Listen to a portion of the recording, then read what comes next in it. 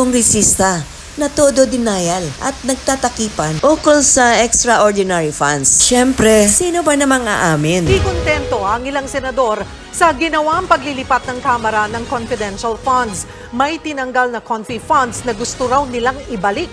Nagbabalik si Mayan Los Baños. Taliwa sa sinabi ng komite ng Kamara kahapon, hindi pa raw done deal sa Senado ang mga inilipat na confidential funds sa mga ahensya para sa 2024 national budget. Ayon mismo kay Senate Finance Committee Chairman Sonny Angara, bubusisiin pa raw ng Senado ang pagtanggal ng confidential funds sa Office of the Vice President, Department of Education, Department of Agriculture, Department of Foreign Affairs at Department of Information and Communications Technology. The Senate Majority Leader Joel Villanueva, ilalabang maibalik ang confidential funds ng DICT. Importante raw kasing mapalakas ang cybersecurity ng ahensya, lalo't talamak ang cybercrimes. Bagamat tinanggalan ng confi funds ng small committee ng Kamara ang DICT, binigyan naman nila ito ng 25 million pesos na maintenance and other operating expenses o MOOE. Bukod sa DICT, gusto ring masiguro ni Senator G.V. Ejercito na magkakaroon ng confidential funds ang Department of Justice. Sa gitna ng usapin sa confi funds, kumalat sa social media ang umano'y 331.9 million pesos na confidential funds ng Senado. 1.61 billion pesos daw ang sa Kamara at 2.25 billion pesos ang Office of the President.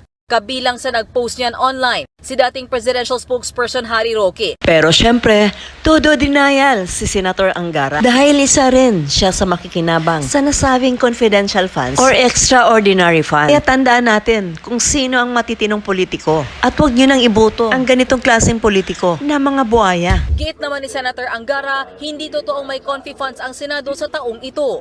Just to clarify, there's no confidential fund for 2023 and I don't believe there's any confidential fund in the Senate also for 2024. Hindi raw confidential funds ang tinutukoy ng 331.9 million pesos kundi extraordinary and miscellaneous expenses. Ito ay pondo para sa pagkain, transportasyon at official travels ng mga senador. At lahat ng yan, pwede raw i-audit. May peculiar forms of audit siya. Like yung audit ng confidential intelligence is only given, the reports are only given to certain people. Senate President, the President, kasi nga sila yung, kumbaga sila yung may clearance to see saan ginastos. Kasi nga may security implications yun. Diba? At syempre halos ng mambabatas ay todo deny. Tinawag pa itong fake news. Sino ba naman ang aamin sa kanila? At isa na itong si Buayan Kimbo na halata namang napakasinungaling. Doktora ka pa naman.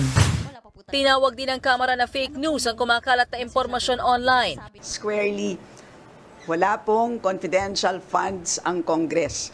Yung pong sinasabi na 1.6 billion ay extraordinary expenses.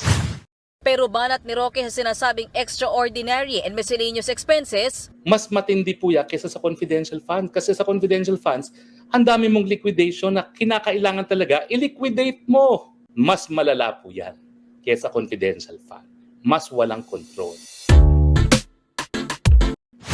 Ang Office of the Ombudsman naman humiling sa Senado na ibaba sa 1 milyong piso na lang ang kanilang confidential funds sa 2024 at 2025. Nagbabalita mula sa Frontline, Mayan Los Baños, News 5. Sa ngayon ng liderato ni House Speaker Martin Romualdez kay dating Pangulong Rodrigo Duterte na maging transparent sa paggastos ng pera ng bayan. Sa inilabas na statement ng House Secretary General, giniit na walang confidential at intelligence funds ang Kamara. Bukas daw sila sa audit at pasado rin sa pagsilip ng Commission on Audit. Inilabas ang pahayag na yan kasunod ng isang panayam kay dating Pangulong Duterte.